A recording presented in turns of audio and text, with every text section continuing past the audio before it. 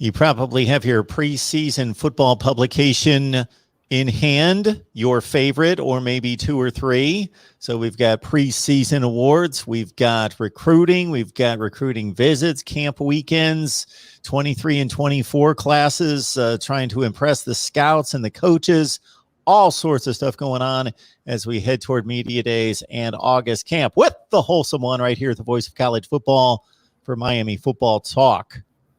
Wholesome one, good to see you, man. Good to see you too, Mark. How's your day going? Day's going pretty well. Beautiful, good. Sunny, nice day, around 85 degrees here.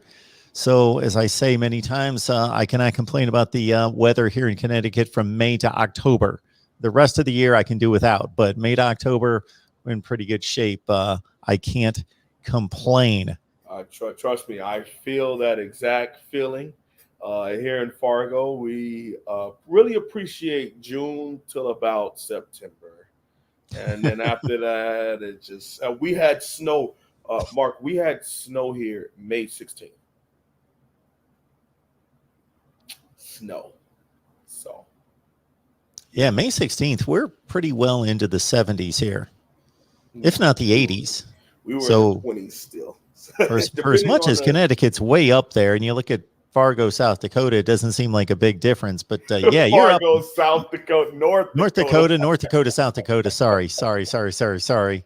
Did I say South Dakota? North Dakota. Sorry about our many fans there in Fargo, North Dakota, and of course, the football power being what it is right there. I should never make that mistake.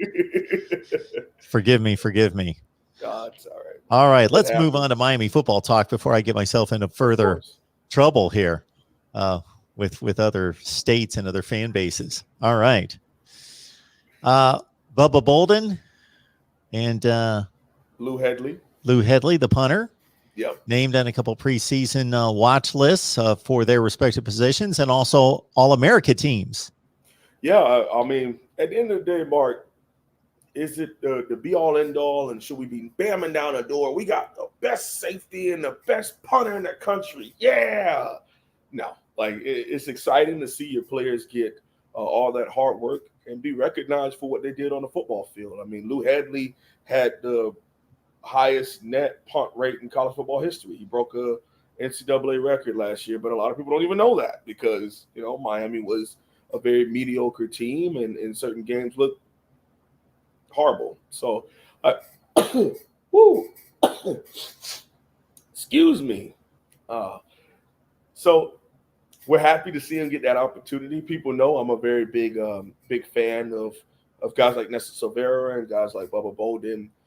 They are some of our best players. Nestor didn't get a chance to make any preseason All-America lists, but just like me and you have spoken about previously, Mark, I would much rather be highly ranked and highly sought after at the end, not preseason, okay? So we've seen plenty of players become these preseason All-Americans, and they do go out through the season and have a mediocre season, but it's viewed as worse because they were viewed as a All-American, as opposed to someone who goes under the radar, hops on, and when it matters, they start making those plays that at the end of the season, you're recognized for the hard work that you did in that football season. And in all likelihood, that's what matters more than anything. So it's happy for the recognition, but the job is not done yet. That's based on what you did last year. And if you want to continue, you got to step higher and do better. So again, we're all super happy for them. I bet their families are excited. You're able to always have a copy of your son or your nephew or your cousin, and a field still All-American list and preseason All-American list. And that's a blessing in of itself. But if you were to ask any of those young men or their families, they would more likely want to be on the end of the year All-America lists and go on to have really good NFL careers. So. Mark, you're muted, brother.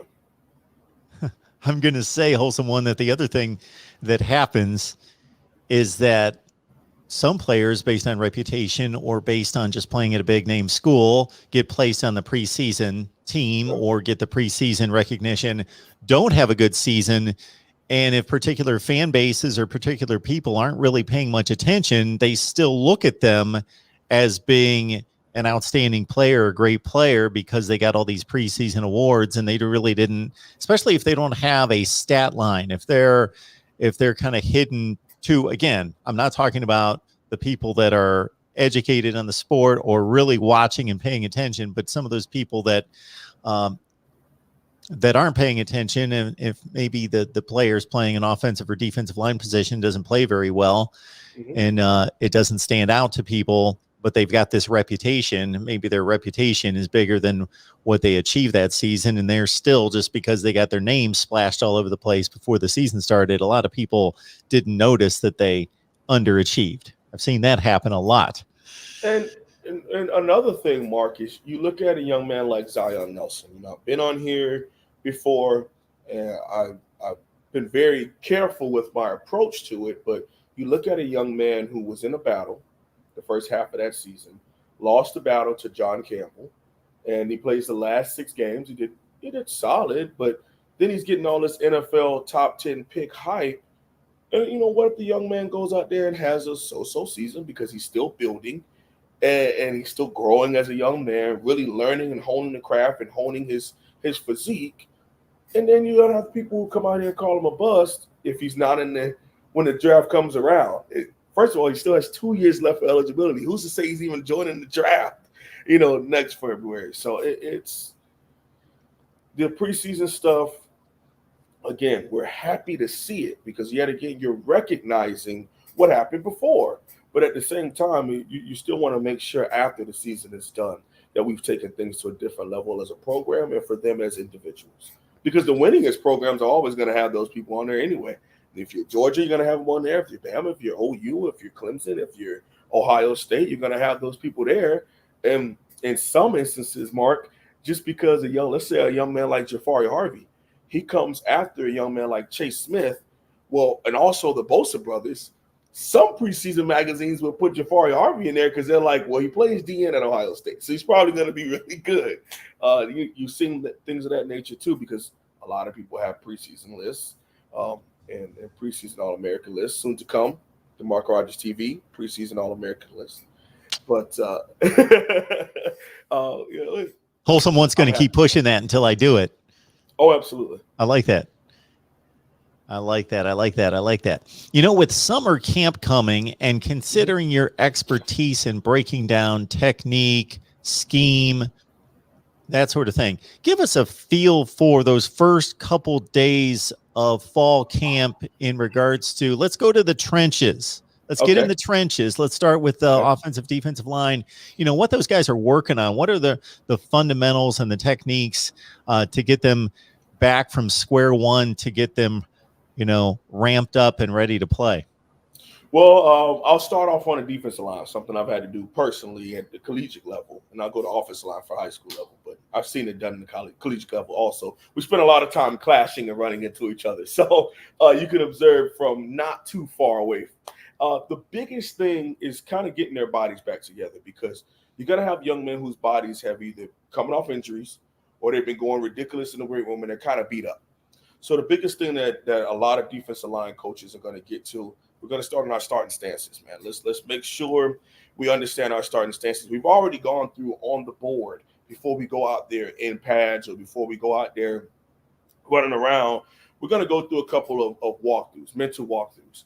And what happens in those instances is, let's say, for example, we call over 43 sky. Where do you stand? Okay, what stance are we going to be? Because depending on which side of the ball, some coaches coach it differently. So the basis is whatever hand is closest to the ball, that's what hand is down. So that way, when you step up, you're stepping to the football. Okay, now some coaches I've seen teach the opposite, but they have their reasons for doing that. Okay, but I'll stick with what I was taught.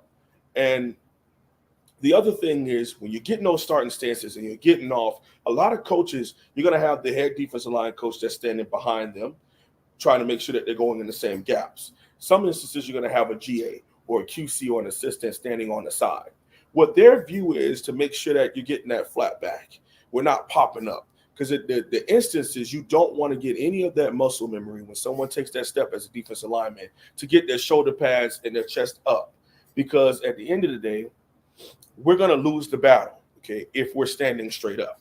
Most of the time when you're going up against an offensive lineman, they have the size advantage over you. So you have to win the leverage and the quickness. And you do that by being the lowest man. So a lot of the assistant coaches are making sure when those defensive linemen are shooting out of their stances and they're coming off, that we're coming off with a low high hat sometimes, but we're coming off with that low back, because then you get to explode out as opposed to come up like this. Because then you're able to get blocked if you come out like this. But if you come down, you can go through something. So you got that going on. We're also going to call a couple stunts to make sure, because what happens is, Mark, when we go from our individual, we're going to go over there to either the blitz package or we're going to go over there with the whole defense. And the defensive coordinator is usually going to be somewhere around there. And he's going to call these stunts for the blitz pickup. And not only are you going to get chewed out, but defensive line coach is going to get chewed out if his defensive line is not in the right position when certain blitz calls are being called. Okay, if you got defensive tackles, let's say we got nose twist going on, and nose is usually the 1 or 2 eye technique, and one opposite of the 3 technique. And when the first name is usually the person that goes first. So if you have nose twist, then the nose comes across, and then the 3 technique loops around.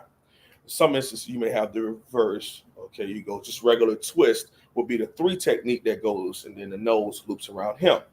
Okay, so you could get kind of fancy where you would have blast, nose, twist. So that would mean that the linebacker is going to the B gap, but he's going to the weak side B gap because he's going play side B gap, because the 3 technique is in that B gap and he's leaving the B gap open because he's looping around to the play side A. That nose is coming to the weak side A. Now that middle linebacker has to fill the weak side B gap. So it can get real fancy. And if your defensive line is not in the right position, then it messes up the linebackers who are in the wrong position, which also leaves a gap wide open, which is what happens when you get a running back running for 60 yards. Okay, stuff like that doesn't usually happen by happens chance. It means you caught them in a blitz, or somebody might have been in the wrong gap, or the offensive line was able to get to that gap before a defender was able to fill that gap. Now we're off to the races and hoping that a defensive back can make an open field tackle. So you get a lot of that stuff going on before we put our pads on, before we get any physical things going on. We're working the mental. And the other thing that happens a lot is conditioning. Conditioning is really big, bro. Conditioning is, man, Mark, it makes cowards of us all, fatigue. And if you cannot, bro, if you cannot be able to think when you're supposed to be moving super fast, if you are not able to react when you have to be moving super fast, and we get in some of these conditioning drills, okay, what we're doing as a staff is to really test, do you know what you're doing? That's why we're going 100 miles an hour, because guess what happens? When it's 40, 50,000 plus people screaming in here and they're screaming at you and we're on the road, or even if you're at home, remember when you're at home, Mark, on defense, you don't get the benefit of a quiet crowd. No, they're screaming. So irregardless, if you play on our side of the football, you're going to have to deal with a lot of noise. So what's going to happen when the defensive line coaches is sending in the signals? Now, you as a middle linebacker have to convey that message to the other linebackers in the defensive front. The safety is also talking to the other defensive backs. You in the middle linebacker have to make sure, the safety in the middle linebacker, make sure they're on the same page. Okay, while also observing the offense, and if they're making any motions and things of that nature, people are screaming, it's blasting, babies crying. You got to try to be able to go make the play, hop back up, jog to the middle of the field, because it's not much huddles anymore, Mark. So you got to jog back because everybody's going to hurry up. And now you got to get back, look to the sideline, and go back to the same thing. So it can get wild, but there's a lot that goes on those first couple of days. And it's usually mental, because and with the strength conditioning staff, especially at the collegiate level, you spent so much time in the weight room, so much time nutrition, so much time in the classroom, making sure that you understand what you're doing. But now when those position coaches come, because there's certain rules, Mark, where position coaches can't spend the entire offseason with the players. So this is why having such a great culture to where the seniors can do a lot of the coaching, or former starters can do a lot of the coaching and help the younger players. It makes it such an easy transition when the coaches show up, because now when I call a nose twist, everybody from the starting defensive tackles down to the walk-ons know if you have a great culture, because they're going to make sure we're not crabbing after practice for you. We're not doing up downs after practice for you. And we want you to be good when it's your turn to be a starter here, or when it's your number is going to be called in a rotational game or in a blowout. We want to make sure that you're able to do the things the right way. And it can get intense. It's exciting. You might have a couple of fights, but that's okay. That's just how football is. You got a lot of masculine energy. You got a lot of testosterone, but you also have a lot of people who want to win, and they want to win bad. And they understand that the mental aspect of things that we go through for the first couple of practice. In some instances, Mark, to be honest with you, there's only probably about 16 to 24 periods in each practice. Okay, that spans over about 3 hours or so, and usually it's about 15 minutes per. Now, if you want to creep closer to like 24, 25, you may creep down to maybe 5 to 8 minute periods. If you really want to test the conditioning, I've seen it done different ways on different staffs, but for the most part, it's kind of those 15-minute increments. You'll also spend time, Mark. It won't just be with your defensive line coach. Those first couple of days, we'll be doing drills where you'll be with the linebackers coach, sometimes might be with the corners coach, sometimes maybe with the safety, the special teams coach, and they're all going to be running you through all these drills, but it's all about what you do mentally. Can I break you mentally? With all the speed and how fast we're going. And then after all that, we're going to run you out there to first team or second team or NASCAR or 4-2-5 or 4-3 or 3-4 defense. And then you got to be out there after you just ran and did up downs and rolled and all that stuff. Now you got to break it down and run to the middle of the field and go through a defense. And again, mind you just did all of that. You still got to get in your stance. You still have to make sure you got the right call. You still have to get off with the right leverage, and then you have to run. And some instances, you'll have a situation where we have pursuit drills where it's angles, okay, and they throw a little swing route to one of those backup running backs, and they get the ball, and they got to run all the way up the sideline, and all 11 players have to touch them. Okay, so you know what that means. A defensive line, we're taking the furthest route. Okay, so we're not going to take the first angle, which is maybe 5 yards. We're not going to take the second angle, which is 10 or 15. We're going to take the 20 to 30.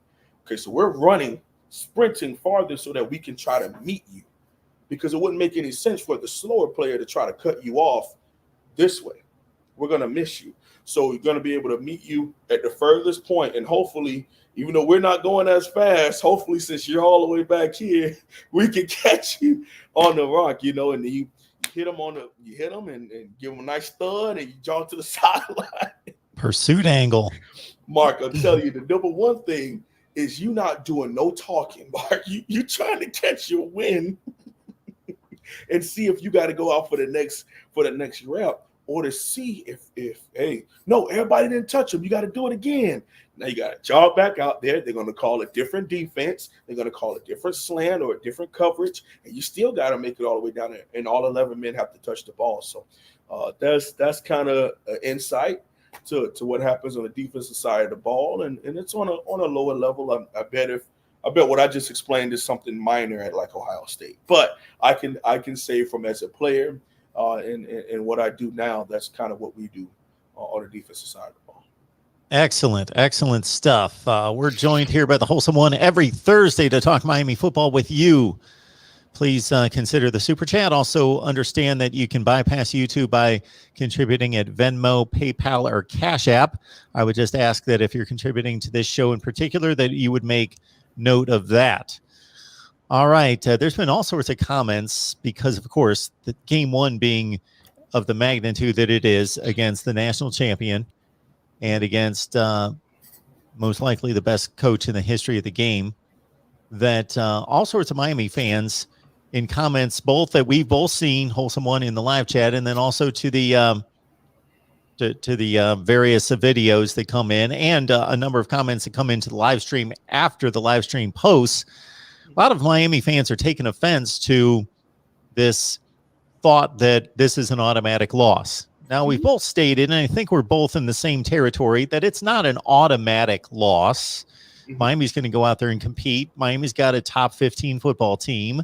It's possible that they could win the game, but it's not likely. Any reasonable person knows that it's not likely. So I'm going to combine the comment by right here in the live chat, and we can kind of tag team our opinions on this, because you got Dean here, and I've got a comment coming in from Eric Smith as well. So I'm going to start with Eric, move to Dean that's more specific, because Eric kind of represents tons of comments that came in concerning this Miami-Alabama game and the Canes' chances of winning.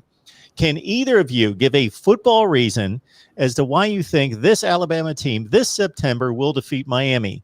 A football season, not their name or past, not their coach because he doesn't play or even call plays.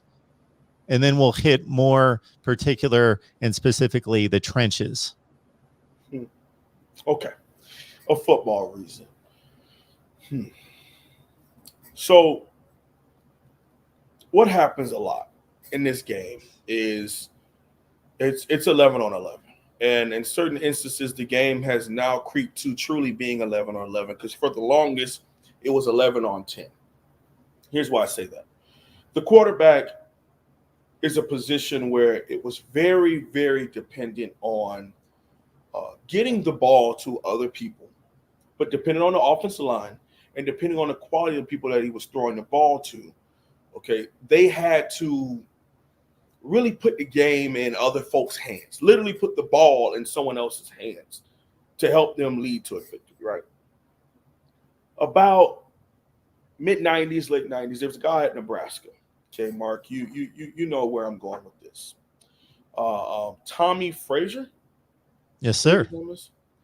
Now, there have been mobile QBs before this, but that option and the fluidity of the option, it just hadn't been done like that to that level, okay? Now, that style of offense really opened it up to what would happen. And it was a very common thing. But what would happen if you had someone with the style and the athleticism and the ability of a running back or wide receiver starting with the ball in his hands and being able to pull that thing and let it fly, okay? But what happens when you make it 11 on 11 is now everyone has to make sure that we keep an eye on the QB, but we also got to make sure we're doing our job with who we're covering or whatever zone and things of that nature. But I say all that to say this, Mark. In 2021, this is a true 11 on 11. And a lot of the talent across all of college football is somewhat similar. But as of late, for the last decade, it's been focused to about one conference or so. And then now it's even streamed from just that one conference to just a couple teams, where the best of the best would go there. And now the pool is so small at some of these other institutions where you just got the biggest 5 stars who go to the handful of teams, and the rest go to about the high 4 stars, mid 4 stars, 3 stars. They go to some of those top 10, 15, 12, 18 squads, okay? What we're dealing with right now is a team that has a couple 5 stars on it, majority middle of the road 4 stars, and to me, way too many 3 stars. But we were rebuilding. I mean, we were just losing a lot, Tech, Duke, and FIU. Okay, we're trying to pull it back together. Lining up against a collection of talent that has been pulling in 5 stars for 12 years. Now, he said exclude the coaches, exclude the programs. He wants a football answer. I will give you a simple football answer. It's going to take great leadership and playing at a very high percentile for the Miami Hurricanes to be able to pull this game out with a dub. Now, a win. Does that mean that this is not going to happen? No. Does that mean that it is probable that it happens? The answer to that is also no. But at the end of the day, when you have one of the best or the best at almost every single position going up against some underdogs, and in some instances, some of the best on the other side of the ball, when they line up against each other, the culture in those locker rooms is going to come out. It's going to come out. What happens to an Alabama squad? Let's go back to Ole Miss. When Ole Miss was going up and down the football field on these folks, what did they do? They got on that sideline, they pulled it together, and they really worked on going out and getting that W. But it was about the young men on that football field making plays when the opportunity presented itself, or you go out and you make your opportunity. You take that destiny. You take and make your own destiny. But that's because that's the culture that's in that locker room. You talk about the 2000, 2001, the 99 Canes, the old Canes. That type of mentality was in that locker room. And that's why I understand people's viewpoint of it. It doesn't matter who the coach was when it was about Miami, because we had the best players, we had the best locker room, and we had one of the greatest coaches in college football history. And they went out there and took it and made their history. All we can hope is that the Miami Hurricanes in 2021 have a similar mindset, because I don't want them to be those old Canes. I want them to be themselves. But you have an opportunity on a stage like this, when everyone's paying attention, to go out there and make your own history and to take it. And I understand once you walk in between those white lines, the people on the sideline, they can help, but they can't make the play for you. So what happens if we get Cam Harris, if we block it up perfectly, and it's an open gap? Are we going to shoot it and score the touchdown, or are we going to go down from an ankle tackle? What happens if Nestor Silvera shoots an A-gap and he gets an opportunity one-on-one with the back? Does he bring him down, or is he out there trying to slip and grab an ankle and hopefully the dude goes down? The opportunities are going to be there. If you're wide open as a wide receiver and I'm De'Aaron King and I get the ball to you, are we going to bring it in? Whether we score with it or whether we just make sure we secure the ball and get the first down, that's up to you. But X's and O's wise, that's up to the coaches. But as far as will, as far as want to, as far as talent, when they step between those white lines, Miami is going to have its opportunities. Are we going to take advantage of? Here's my addition to that, which was eloquently stated. Definitely. When you talk about name, brand, image, all of that, does it mean something when those guys hit the field? I'm going to say yes, and I'm going to say no. Obviously, they start to pop heads, and all that matters is the athleticism, the speed, the size, the will, the determination, the execution, the preparation that's been put into that game. Doesn't matter what their names are on the back of their jerseys or their helmets or anything like that, unless it does mean something. So if you're talking about, is Florida State 2021 what Florida State was 2013? No, they wear the same uniforms. They get the same name, the same brand, the whole deal. They're completely different programs run by different people, different players, not even close. Is Iowa State in 2021 the same Iowa State that it was in 2016, 2017? No. They're a nationally ranked top 10 team that won a Fiesta Bowl, that took Oklahoma within a score of Big 12 championship with one of the best coaches in the country. Now, 3 or 4 or 5 years ago, they were winning 2 and 3 games a year. Same color, same brand, same engine. It's Iowa State football, but it's different. Okay. The consistency at Alabama is that Nick Saban is a national championship game winning coach, and he's been there for 13 years. And so the history, the past does matter because it's still relevant and still in place now.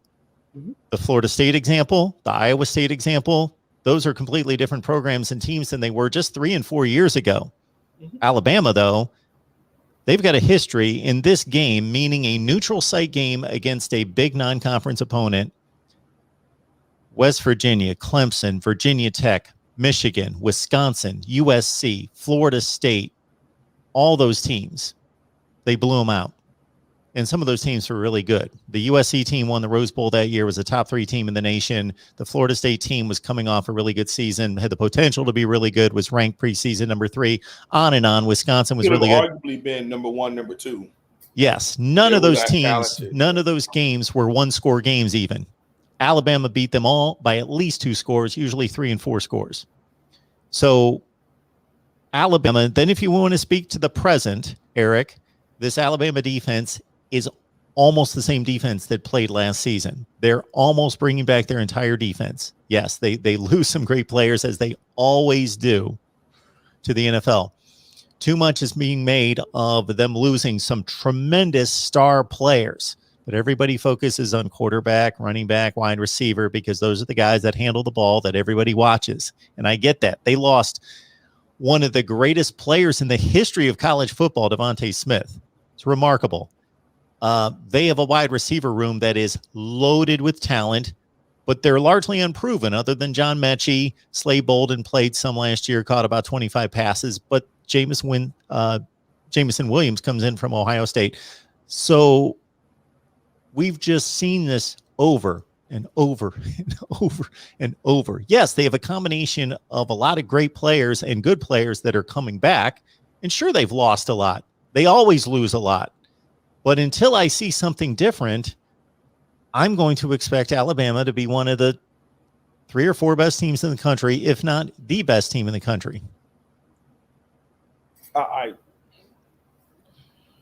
Mark, it's wild, man. I get a lot of flack for it, and that's okay.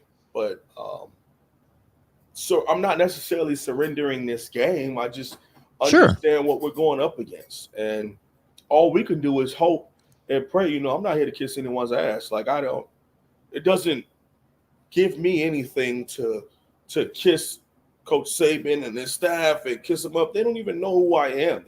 That doesn't matter to them. Okay, but what I am saying is we aren't there as a program. We just aren't right now. Some of the ones who were there got on this field with them, and now, are there a whole bunch of question marks when it comes to Alabama? Yeah. But for Miami, we got to worry about our stuff.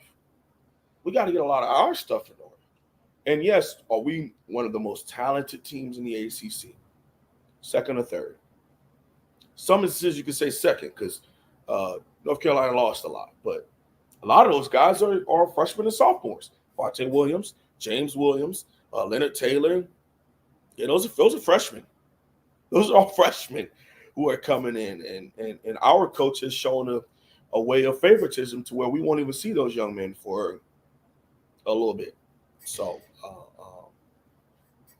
I'm looking at the Athlon's national rankings for each individual unit. Now, is Athlon's perfect? Of course not.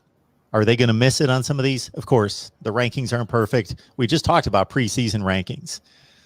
But most of this is based on fact, and it's based on track record, and it's based on evaluation of talent. Mm-hmm. Quarterbacks. Miami, the 4th best quarterback room in the country, according to Athlon's. Alabama 6th. Okay? Mm-hmm. Other than that, running backs. Alabama number 1. Miami not in the top 10. We could argue that because they're certainly close. Receivers, Alabama number 2. Miami not in the top 10. Offensive line, Alabama number 2. Miami not in the top 10. Defensive line. Wait, what? Oh, let me guess. Who could be number 1? Offensive line? Number 1 is Notre Dame? No. Georgia? No. No. Ohio?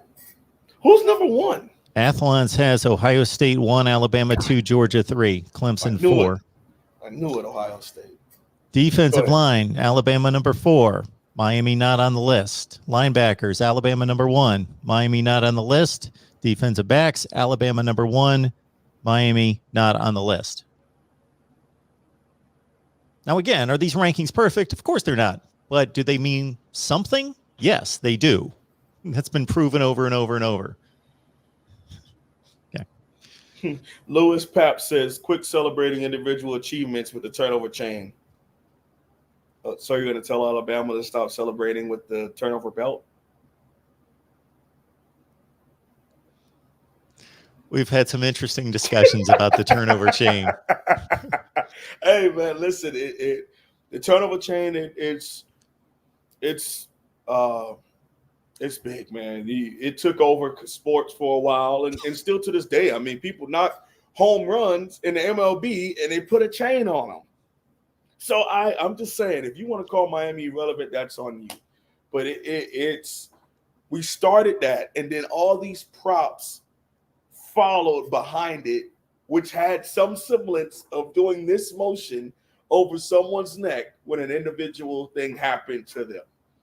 This is what I'll say is that you and someone else have educated me to fill in some of my ignorance. I'll use that word. I will call myself ignorant or uninformed if that's the case on certain aspects of the turnover chain.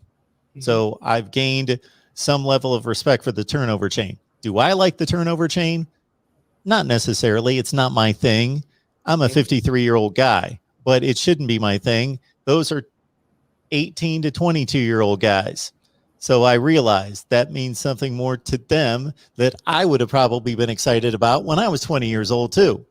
So I'm watching the game through 53-year-old eyes. It's a culture thing and it's an age thing. And the only criticism I have of it is, I don't know, once you implement something like that, what do you do with that when you're down 42 to 10 and you intercept a pass? You put it on. Because it just seems to be something that should be connected to winning. Oh, and I'm with you, but to me, I think when you put things like that, it has to be a part of your program, win, lose, or draw. You know, we've been doing it since 2017. We haven't had much success since 2017. But even in 2018, we wore it. 2019, we wore it. In 2020, we wore it. Those things like that have to be a part of your program. If you're going to make it a marquee of your program, the lunchbox at Virginia Tech, hard pail, whatever crap, that's their thing. Now, did the media and the portrayal of it to where you turn around, because they turn around and put it in the air to their fans, but do the cameras always catch that? No, because it's just a thing that they do. Now it's gotten like that with Miami. They'll show a quick glimpse of it. Hey, got the turnover chain, and then go right back because it's a part of our program. When it first came out, we almost had to take a time out because the cameras, the focus was whoever had on that chain, and it was right in your face. And I get it. For the Miami haters, it was bother. Oh, I hate that chain. It's disgusting. I get it. But we were undefeated, so we loved it. And it felt like it did have powers for a while, man. You know, we felt we fell off of that, and that energy when the crowd would go nuts, or when you're on the road and you just needed it came through for us. But again, like I said, it's a part of our program. Win, lose, or draw, you got to be able to hang with it. The Rod Farva is asking, Wholesome One, how much momentum do you expect Miami's recruiting will gain this summer after getting a commitment from Kamari Rogers? Of course, that was a great pickup over the weekend. The cornerback out of Mississippi, one of the 10 best in the nation. Will he do some recruiting on his own? I think a lot of young men do recruiting on their own. I don't think that it's just up to just Kamari Rogers. I think a lot of people, when they commit to an institution, great players want to play with great players. Just that simple. You see a lot of that at some of these big-time institutions. I don't have to go down the list. You know, the top 6 teams in the country. We have already said their names like 8 times today. They collect talent, but their product recruits itself. Their players recruit themselves, and they really bring it in like, hey, I want to be a part of this, and I want you all to be a part of this. Thank you, Rod. Farvar, I appreciate the love. Thank you. But they want to come together. And that's the biggest thing. That's also what's happening in Miami also. Thank you, Jordan. I appreciate that, man. Thank you. Some of my coaches wouldn't think that, but I appreciate that. They're just perfectionists, and I love that where I am. Anyhow, when you're able to get like because I think it always grow from even people like Leonard Taylor and James Williams, and being able to have a De'Aaron King, and then going to get Avante Williams, and now you add Kamari Rogers. If we're able to get a Shamar Stewart, then hopefully we're able to go get a Wesley Blassant at linebacker. You start saying, hey, give me the top tier at all these positions. Now, can we say that Miami has a big-time prospect at these positions? You can say Miami has a big-time prospect proven as of right now with Nesta Silvera. But as far as recruiting-wise, you got one in Leonard Taylor. You have one coming in you have 2 at safety with Avante and James Williams. Okay, now you just land one at corner. Wide receiver, some good ones, but it's not a big-time prospect. At tight end, some unprovenness. We like Will Mallory, but he's still kind of unproven to a certain extent because he always was in the shadow of Brevin Jordan. Offensive line, you have Navon Donaldson. He's the biggest name as far as recruiting-wise in the world, as far as a lot of people would know who Navon Donaldson, if you were to say that name. De'Aaron King. So we only have a couple positions where we have a big-time prospect. Mark, could you imagine how different the Miami Hurricanes would look if you could say they got a 5-star offensive tackle, they got a 5-star offensive guard, 5-star running back, 5-star QB, at least one 5-star wide receiver, 5-star edge rusher, 5-star defensive tackle, 5-star middle linebacker, 5-star corner, 5-star safety. When I just riled off, that's what happens at some of these bigger schools. And that's why the product looks different, okay? Because the ceiling is way different when, as much as I love Jafari Harvey, 6'3", 6'4" guy, pretty solid player, really good. Okay, I like him. Some people like him. But imagine if you had Chase Young right there. It's just different, a 6'5", 265-pound freshman running a 4.45. It's just different. And in order to be able to get to that top of echelon, you got to be able to bring in those young men. That's why I say you got to be able to land a Shamar Stewart. Okay, we need a top tier. We need 2 top tier edge rushers for the Miami Hurricanes this year. They're recruiting. Well, someone addressed the film a couple weeks ago as he looked at Alabama's previous games and also spring practice, and to a certain extent addressed this question a couple weeks ago. Chris is asking whether there's a weakness for Alabama that you think Miami can exploit. Oh, absolutely. Oh, that's a great question. Thank you, Chris. So Alabama is going to be starting some new offensive tackles also. Evan Neal, a former – hurts to say this out my heart, man. I thought we were going to be able to do it, but we had a really crappy season, so it didn't work out for us, man. But they're going to be kind of pass rush lacking. Here's what I'm saying. They won't be able to really protect because the new offensive tackles have been getting their behinds beat. Okay, just simple as that. You watch their spring games. Now, I'm not saying Miami's defensive ends are the Alabama caliber edge rushers. I'm not saying that. But they were flying past their offensive tackles. Reports from their practice, its offensive line is still a question. Yes, they can run block, but the pass protecting side of things is what's worrying Alabama. If Miami has the ability to exploit that, then we can make that a weakness. But yet again, that's comparing them going up against the Alabama defensive ends and edge rushers. Hopefully Miami can play to that level or higher to get out the QB. Start off with a young quarterback. So they're either going to be inexperienced or young and inexperienced with quarterback. You're either going to start Bear Bryant's great-grandson, I think is one of the other ones on this team, or you're going to start Bryce Young. A lot of people think they're going to go with Bryce Young. Okay, you're going to have a situation where right now their offensive coordinator is being taught the Steve Sarkisian, Lane Kiffin kind of offense. Because O'Brien, I don't really know if he's going to be out here running the spread with fluidity for something you don't really know like that. So they're teaching him that offense. If you're able to get really to him, get him frustrated, getting him messing up and seeing ghosts and things of that nature. If you're able to get things of that, then you can force some turnovers. Maybe he throws the ball a little sooner for us to be able to break on the ball. But that's a key to almost any game, man. Pass rush that's simple. If I'm able to get to the quarterback and I'm able to influence your quarterback, I don't care if that's Tom Brady down to the walk-on. It's going to influence your offense in a way that it's going to favor my defense, especially if he does not feel comfortable in that pocket. If he does not feel comfortable trying to roll out the pocket because we are just bashing his head in with blitz or swatting his ball down a defensive end, or we get there and we're stripping the ball, you have to influence the quarterback, who also influences the play calling.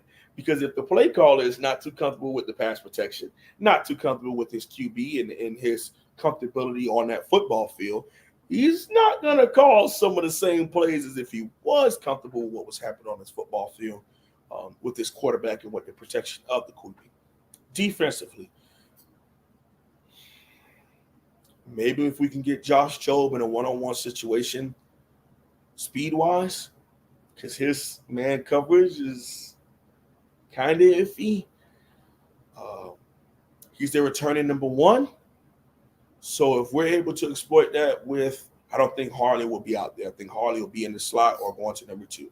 So if it's Rambo or, Michael Redding is more of a jump ball guy. I don't see him blazing by people. But, Rambo and Jobe, that one-on-one battle, I think is going to be key. Hope we get a chance to win a couple of those. Jordan Battle is going to be a safety. He's also kind of like their striker, vapor kind of position, whereas it's our nickel striker, same thing. If we can get him on one-on-one situations, he's more of a downhill thumper than he is someone that moves very fluently with his hips in open space. So if we're able to get him one-on-one with Harley or one-on-one with Mallory in a situation where we could throw a jump ball or hopefully make somebody miss and cut up, then it'll be a different situation. So there are a couple of things. Getting to Bryce Young, whoever their inexperienced QB is going to be, whether it was with blitzes or whether it was one-on-one pass rush, beating their offensive tackles around the edge, and slash that, I'm going to say, stout against the run. If we're able to have a Jordan Miller and a John Ford and an Esther Silvera and a Harrison Hunt really help not allow those big guards or center to climb to our linebacker, and they can hold that line of scrimmage or in some instances shoot in the backfield and make plays by them damn selves, then, hey, that's a plus for us in that situation. So it's going to be winning that offensive defensive line situation, whether it's pass rush or run stop, and finding one-on-one battles against Josh Jobe and one-on-one battles against Jordan Battle. Those are the two guys I think that we can attack in coverage.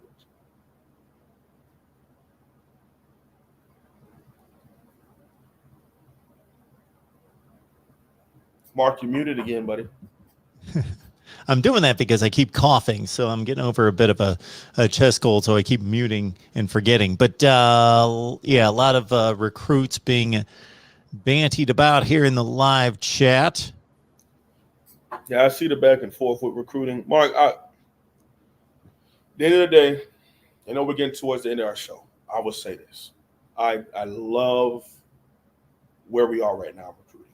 I'm super excited about it. I'm super excited for Cam to break it down tonight is it 7 p.m. or 8 p.m. Eastern Standard Time? 7 p.m. Eastern Standard Time for him to break it down to you. Who's going to be there, the who's who, the 5-star it is in 2022, 2023, 2024. Really break it down to y'all who's going to be there. For me, I like recruiting. I enjoy recruiting. I've kind of stepped back from it.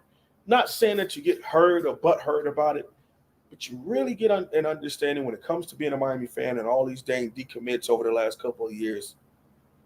It's like I want to see those who are serious about being Miami Hurricanes.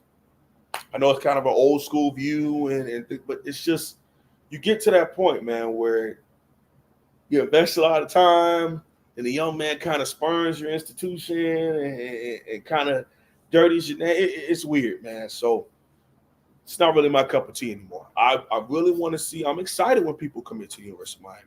It's cool. It's nice. I love when they come put on the turnover chain. I don't actually like when they put on the turnover chain.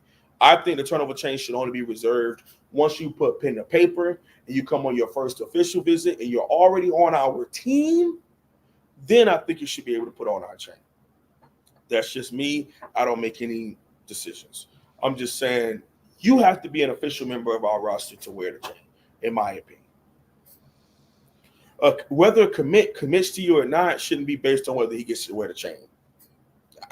That's just me. Anyhow. I agree. I'm right there with you. I like the uniforms. It's cool when they put on our uniform. That's nice because you don't want to be the only school that's like, nah, you don't put on our uniform until you're on our roster because everyone does that. But that prop is sacred. And you just got any and everybody. You should be able to earn that once you're on our team and you make a turnover and you get the chain. It's not a participation trophy. Yeah, not hey, I'm a QB recruit. Let me put on the chain and the rings, coach. No, you got to earn that. When you come here, then you get the ability to. That's just my opinion. I'm just saying. Yes, I see Alabama put their turnover belt on other people. I see Tulane, they put their the Louisiana bowl chain over people. I get it. But for me, a Miami Hurricanes fan, I think you should earn it. I also think, and I'll read off the super chat and then we got to head out, but I also think that they should consider having 2 turnover chains, because if you force the strip sack and I recover the fumble, didn't we have 2 guys contribute to the turnover? Oh, yeah, they both put it on. Oh, okay. Again, people don't realize that. It's about what it's just like the media nowadays. What they put out is what you know. So when the camera goes on that one guy, which is why we came up with the ring, so that if the QB throws it to the tight end, then the QB and the tight end, they both put their fists together for the rings. That's just how it works. With the turnover chain, the person who forced it and the person who fell on it, one takes a picture with it, the other take it off, put it on the other guy. Perfect. Or just like when Bubba Bolden, he swatted the ball in the air for Al Blaze Jr. to be able to fall and catch it against Tallahassee on the 1 yard line. They both had an opportunity to wear it because they both contributed to it. So it's not really a thing that we overthink by any means. If you contribute to a turnover, you get the chance to wear it. It's just that simple. Big Show, thank you so much for the super chat contribution. Thank you so much for that. I keep seeing in the chat people saying Miami does not have many 4 or 5 stars. Bama, but Clemson didn't have many 4 or 5 stars when we won in 2016 and 18. Okay. We only got a couple minutes, and I really don't want to lose my mind on this situation. It's very simple. Clemson had a transcendental quarterback. That's what matters. He was the big 5-star on the team, both times that they beat them. And in 2018, their recruitment took a big step. So yes, they did. Almost the whole defensive line, except for Bryant, were big-time 5-stars. Christian Wilkins was a 5-star. What's the other big young man? Dexter Lawrence. Giants. Dexter Lawrence was a 5-star. The defensive end that went 4th overall, Cleveland Farrell, was a high 4-star. AJ Terrell, the cornerback, was a 5-star. Now, yes, if you want to talk about the wide receiver who went to the Raiders, that balled and scored all those touchdowns. What's that guy's name? Oh, Hunter Renfrow. Hunter Renfrow. He wasn't rated. But I don't like when people sit and talk about the fact that, star system doesn't matter. It's a combination of both. And if you look at Clemson's staff, okay, you say Cleveland Farrell was a 3-star. Cool. What about the other 5 stars I just named? The number 1 corner taken in that draft was a 5-star on your team. The most important position, both times you won a national championship, were 5-star quarterbacks. I don't understand why I have to argue with the Clemson fan about the talent on your team. Come on, that doesn't make any sense. Anyhow, before I get all riled up, okay, they had some of the best coaches in college football. That defensive coordinator has been thought of as one of the best defensive coordinators in college football for almost a decade. Either the best or top 3, no argument. Only person that people would take over him is Kirby Smart, but just whatever. At the end of the day, okay, you're talking about transcendental talents at very key positions and some of the best coaches. And some of those coaches aren't even on the staff right now because they went on to be head coaches at other places. Absolutely. All right, everyone. Appreciate you being here for Miami Hurricanes Live, 7 o'clock Eastern Time, back with Cam Underwood. Wholesome One, thank you so much. We'll get back together next week. Of course. Have a great day, guys.